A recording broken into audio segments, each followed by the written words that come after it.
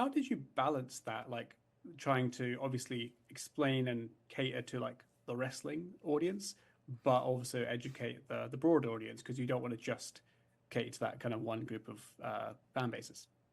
Yeah, so anytime you're having a lot of exposition to make sure the audience knows what's going on, I mean, obviously we always want show, don't tell, but to a certain degree, with all the nuance of pro wrestling and how it all works, you need to, you know, have some exposition there to make sure the audience who is not familiar with it feels connected and informed. You know, no audience likes to be confused, you know, be like, what's going on? So it was a very fine line to walk between like finding out about those things, but also having whatever two or multiple characters were discussing it, what the emotional moment was in that.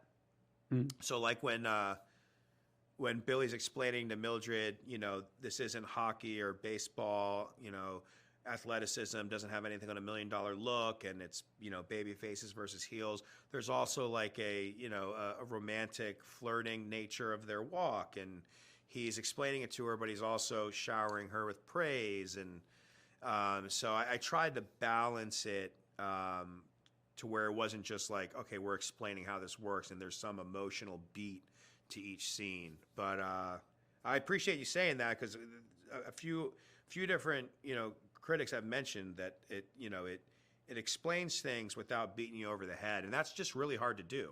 Because if you don't explain enough, then the audience is confused and they're irritated. And if you explain too much, then they tar and feather you for being too much exposition, you know? So it's a very thin rope to walk there.